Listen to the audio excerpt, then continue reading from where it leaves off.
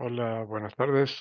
Soy Pablo Petraca, emergentólogo pediátrico por la Sociedad Argentina de Pediatría, y nos toca repasar un poco eh, levemente lo que sería una reanimación cardiopulmonar en pediatría. Tengan en cuenta que para esto hay cursos como el PALS, que son cursos enlatados de la American Heart, que se dictan en 2 días eh, con un total de 16 horas. Para toda reanimación, como bien sabemos, debemos comenzar con un buen manejo de la vía aérea, tanto su apertura como su mantención. Siempre tenemos que tener una lista de elementos y materiales que vamos a necesitar para el manejo de la vía aérea. El tubo de oxígeno o la provisión de oxígeno desde un flumíter de pared, cánulas, máscaras, tubuladuras, vías naso y orofaringeas, equipo de aspiración, equipo de intubación endotraqueal, tener una aspiración manual por si falla el equipo de aspiración, bolsa resucitadora con reservorio y máscara adecuada para el paciente, respirador portátil, equipo de vía aérea quirúrgica, equipo de bioseguridad y monitoreo tanto de oximetría y, si es posible, capnografía. La vía aérea pediátrica tiene varias diferencias, tanto anatómicas como fisiológicas, respecto de la vía aérea del adulto. La cabeza es mucho más grande, tiene un occipital prominente, luego veremos alguna foto. La lengua es más prominente, más anterior, más ancha y más grande en relación con la cavidad oral. Las amígdalas y las adenoides son grandes, la tráquea es mucho más pequeña. El lugar más estrecho de la vía aérea es el cartílago cricoides, que recuerden que es único y completo. Y las cápsulas articulares y ligamentos interespinosos del cuello son mucho más laxos. Tenemos aquí el ejemplo de la posición de olfateo, donde tratamos de alinear la vía aérea del paciente, siempre en menores de 2 años, colocando un rollo de material por debajo de los omóplatos para elevar la línea media del hombro hacia el meato auditivo externo. Obviamente debemos recordar que ante cualquier trauma debemos inmovilizar el cuello y la vía aérea con tracción de la mandíbula, y recordando lo que hablábamos al principio de las diferencias fisiológicas, tenemos que saber que los menores de 6 meses son respiradores nasales obligados. Ante intentos de intubación fallida, tienen gran laringoespasmo. La estructura de la vía aérea es mucho más colapsable y, por último, la relación entre la capacidad residual funcional y la ventilación es mucho menor que en el adulto, por lo cual los tiempos de apnea son mucho más cortos. Nuestra amiga bolsa autoinflable más máscara, que siempre nos va a acompañar a apoyar al paciente. Continuemos. La ventilación con bolsa y máscara es efectiva y muy segura para los pacientes pediátricos, sobre todo si vamos a tener que dar apoyo por poco tiempo. Está recomendada para ventilación y oxigenación en el prehospitalario y transporte en trayectos cortos, es una evidencia de clase 2A, pero requiere entrenamiento. Para iniciar la ventilación, siempre vamos a necesitar realizar la tracción de la mandíbula hacia arriba, como para poder alinear la vía aérea y despejar la entrada de la laringe de la base de la lengua. Esta es la técnica que en pediatría se describe como doble C, que les estoy marcando, y E, que son los tres dedos que llevan la mandíbula hacia arriba, y la C serían el pulgar y el índice que están agarrando la máscara. Esto es cuando hay dos operadores.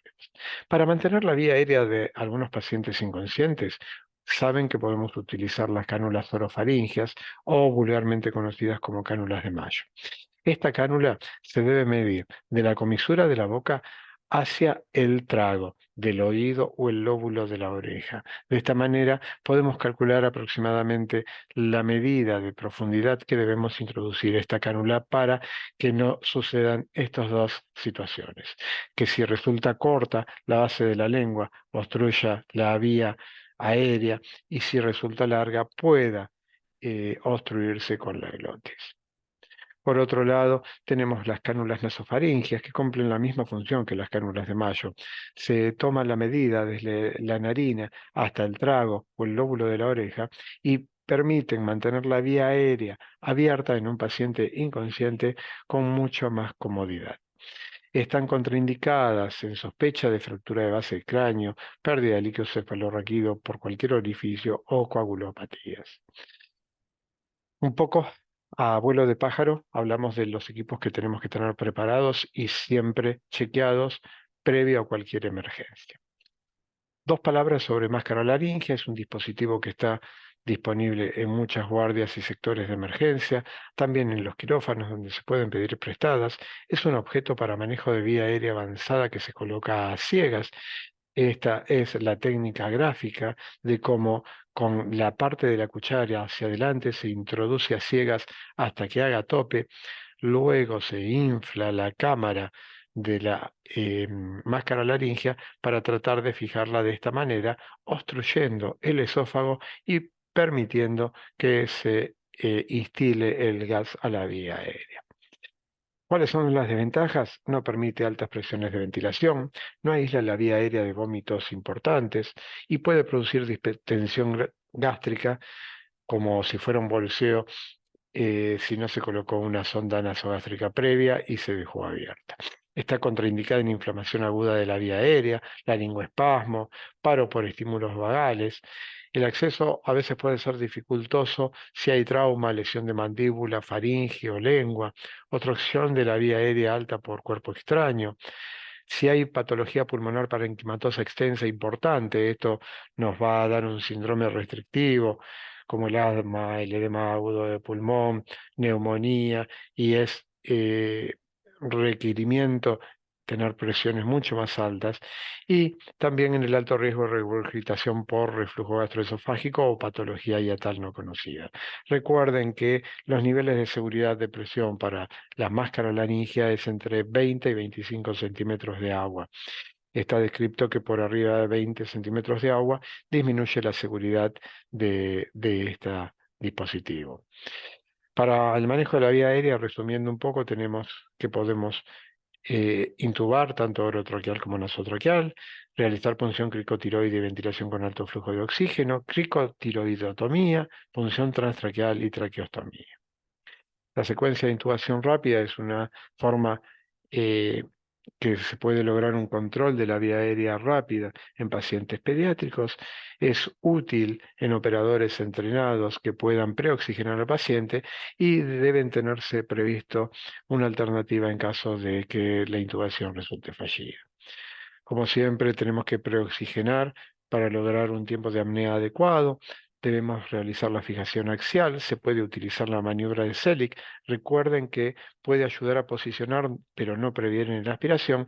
Las drogas habituales son midazolam, diazepam o fentanilo. Puede utilizarse también ketamina. Y para la relajación muscular, se puede utilizar succinilcolina o becuronio entre inestabilidad hemodinámica.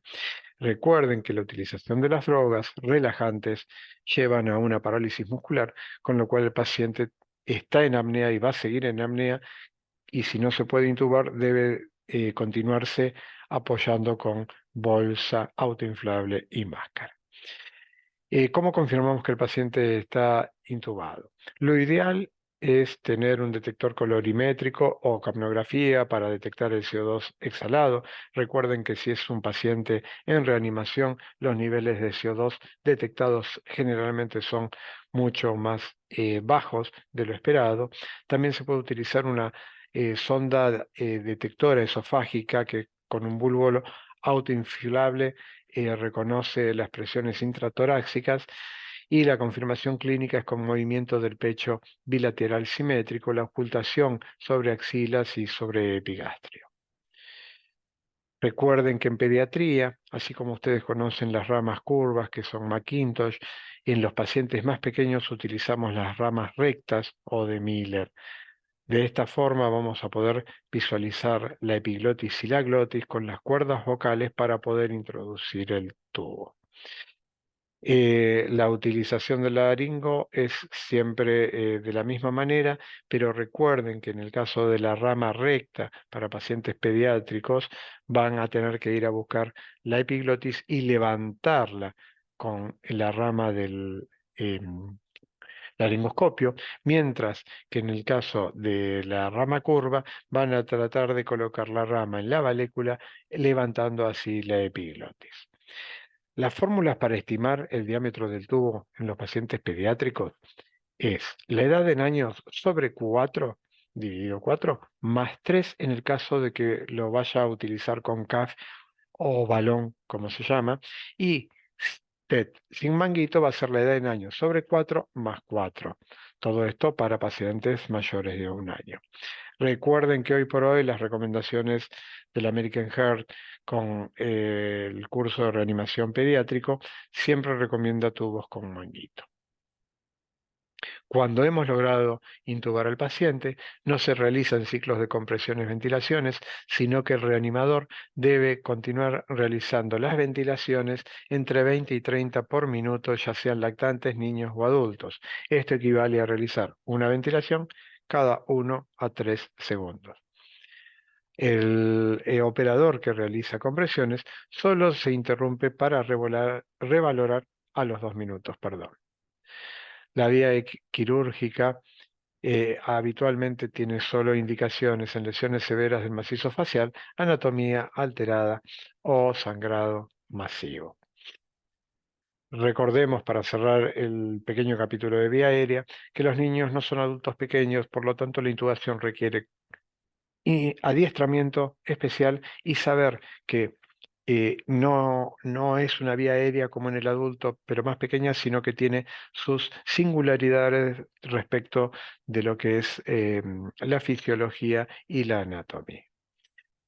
Continuamos con accesos vasculares. En el paro cardíaco siempre necesitamos un acceso intraóseo, que es un acceso de rápida adquisición y rápida colocación. Y tenemos que minimizar el tiempo de búsqueda de otros accesos para evitar la pérdida de tiempo.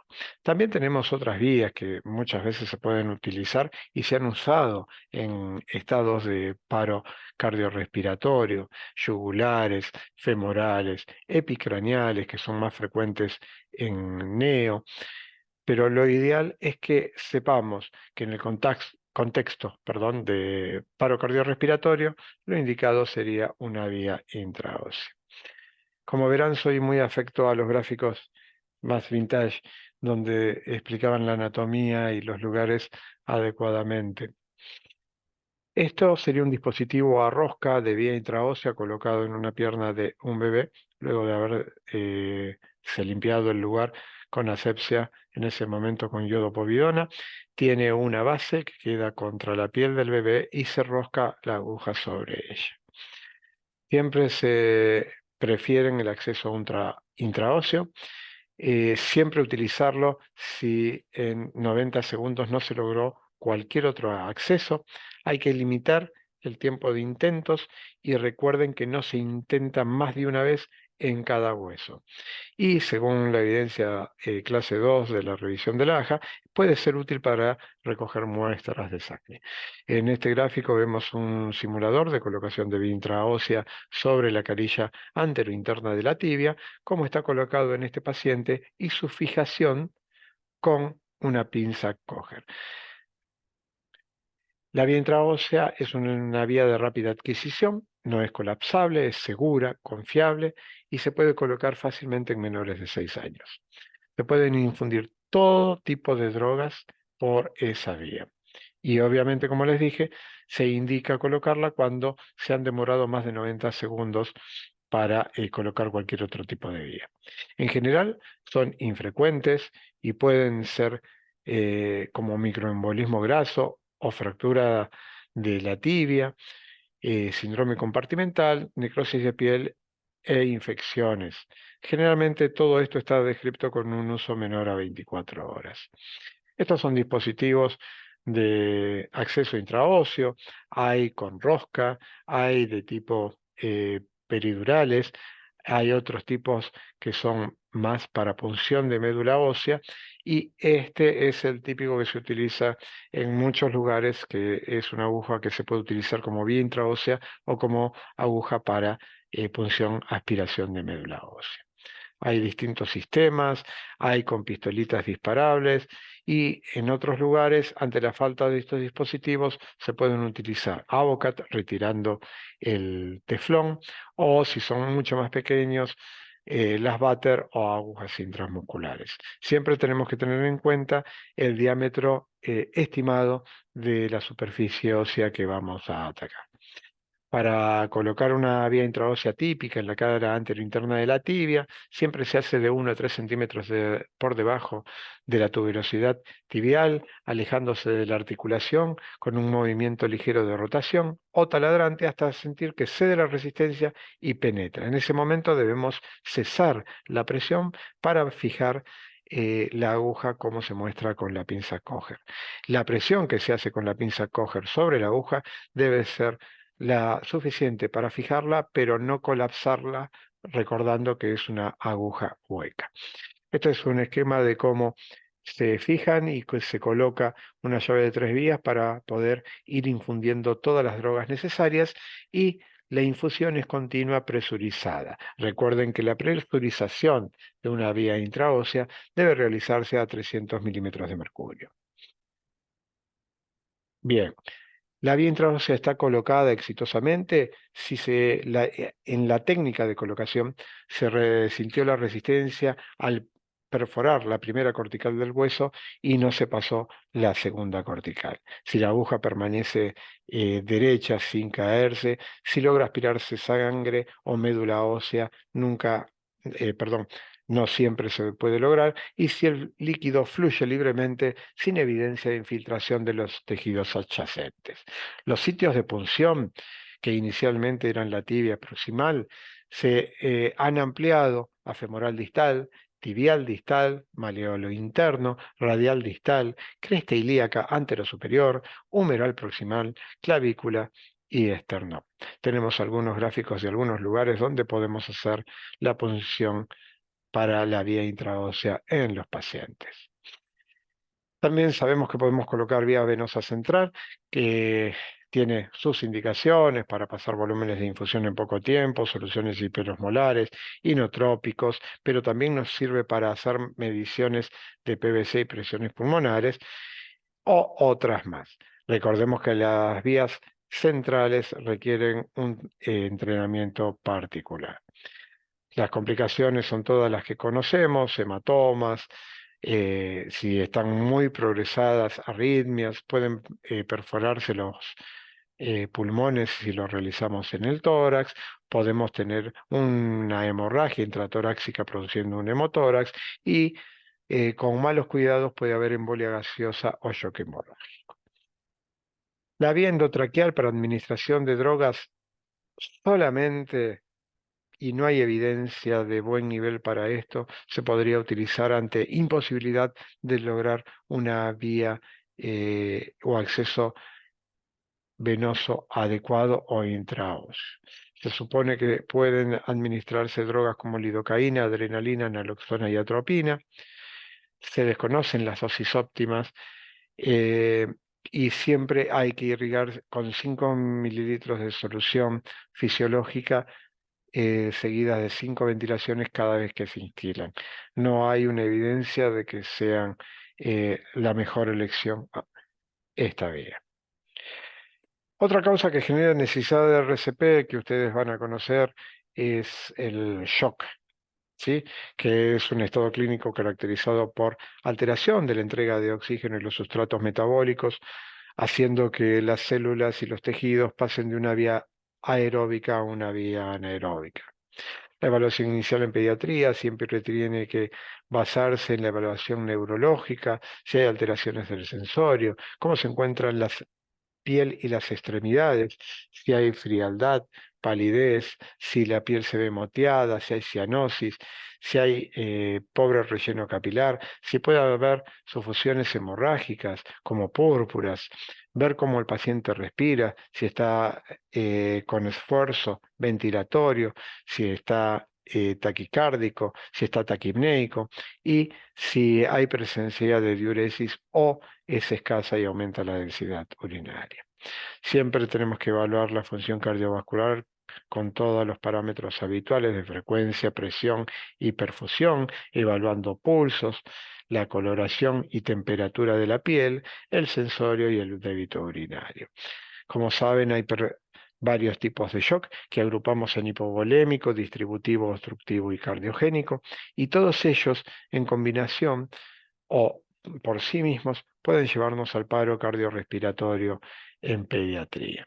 El tratamiento general siempre es incrementar la disponibilidad de oxígeno y disminuirla. A veces es necesario ventilar al paciente electivamente, utilizar fluidos para mejorar la presión arterial, controlar la temperatura, antibióticos tempranos antes de pasar la primera hora, corregir las anormalidades metabólicas y las drogas vasoactivas. Las prioridades en el manejo siempre tienen que ser en paciente estable o en riesgo de insuficiencia respiratoria y shock. Y aquí les dejo el último algoritmo de observación en shock séptico del PALS 2020, donde debemos estar atentos a todo lo que hablamos y la estabilización inicial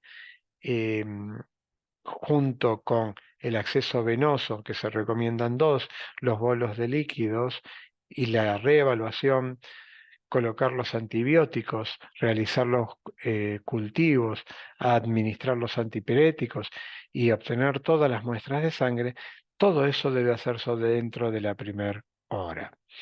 Si el paciente responde a los líquidos y no hay sobrecarga de líquidos, deberían consultar a un especialista y continuar los cuidados. Si no hay respuesta al volumen, hay que iniciar el soporte con vasopresores.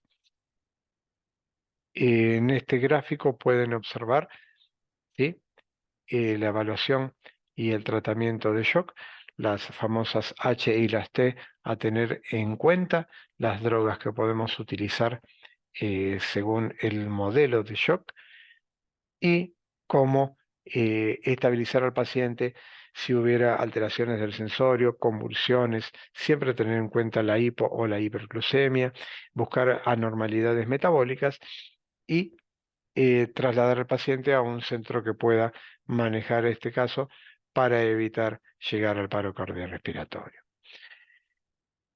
Les dejé un gráfico más de shock según los tipos de shock que aparezcan. Y obviamente, si esto continúa y no hay una reversión de todo este cuadro, podemos llegar al paro cardiorrespiratorio. Un elemento más que tienen que conocer en pediatría, que tiene algunas diferencias, son los desfibriladores manuales o también los DEA. Saber que lo tienen que conocer, que las dosis de energía para elementos monofásicos es de 2 joules por kilo y las siguientes dosis a 4 joules por kilo, y que en base a los tamaños de paletas, si no tienen reductores de tamaño y no tienen amortiguadores de energía, deberían colocarse, si es la anterior y otra que puede ser posterior, interescapular. Los parches en caso de pediatría, de los DEA, se pueden ubicar de la misma manera, uno anterior y uno posterior.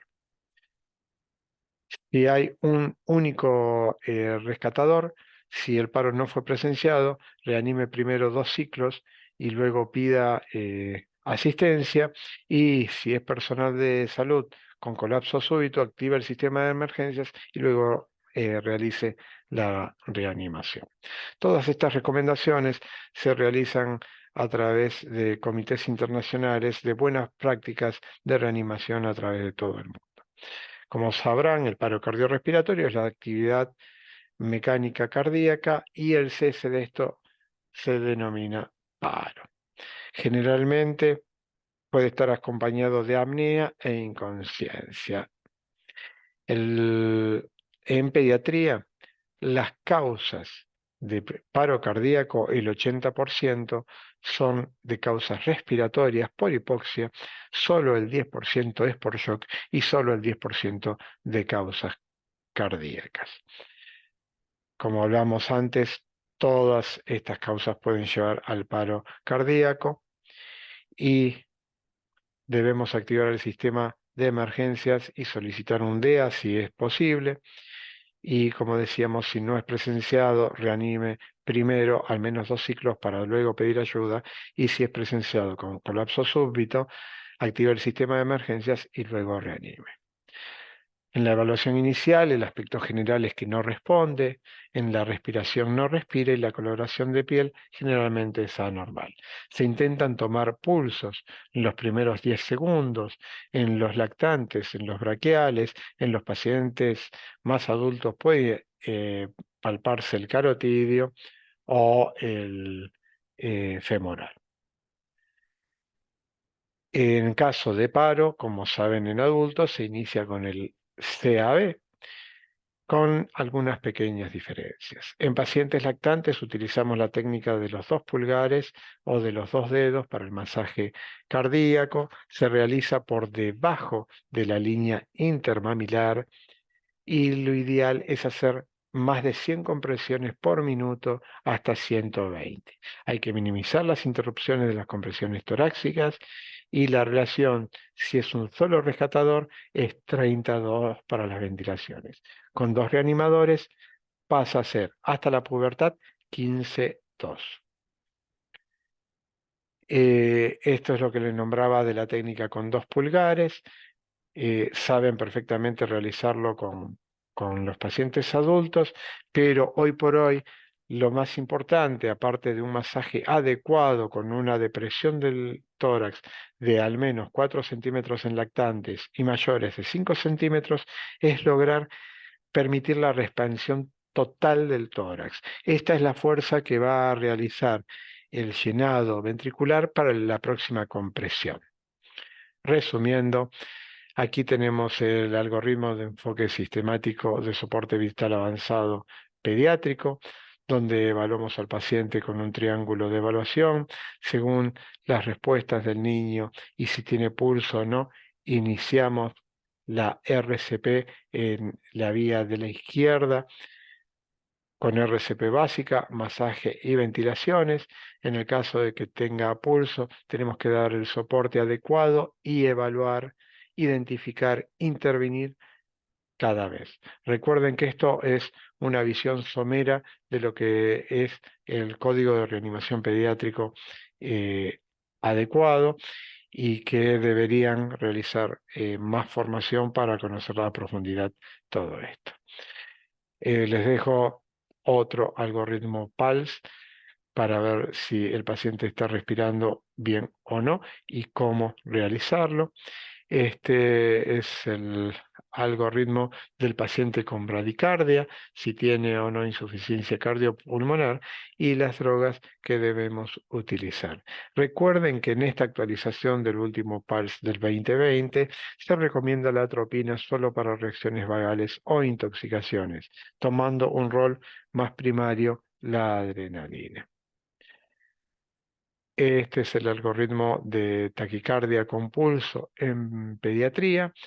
Eh, la arritmia más frecuente en pediatría, lo van a ver en la clase de arritmias, es la taquicardia supraventricular, teniendo la prevalencia de al menos el 90% de las arritmias en pediatría.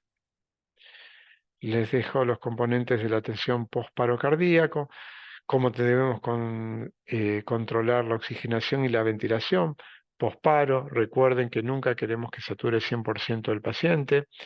Tenemos que tener un monitoreo hemodinámico adecuado, estableciendo los objetivos hemodinámicos específicos de frecuencia, de gasto cardíaco, de diuresis y de presión arterial para asegurarnos la buena perfusión de ese paciente. Tenemos que manejar adecuadamente eh, su temperatura y recordar que la evidencia, si bien en pediatría es la menor, puede haber en los cuidados postparos prehospitalarios alguna utilización de hipotermia controlada.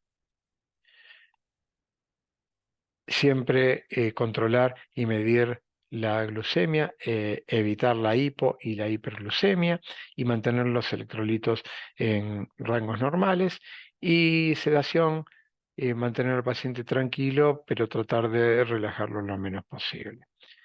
Siempre recordar que las evaluaciones deben ser seriadas, bedside, y considerar realizar electroencefalograma, imágenes del sistema nervioso central, para ir viendo la progresión de lesiones secundarias. Les dejo los últimos trípticos del PALS para que puedan ver en la clase. Después va a estar en el PDF de la clase, y no mucho más para que puedan profundizar. Las dosis actualizadas para que tengan y puedan imprimir para sus lugares de trabajo.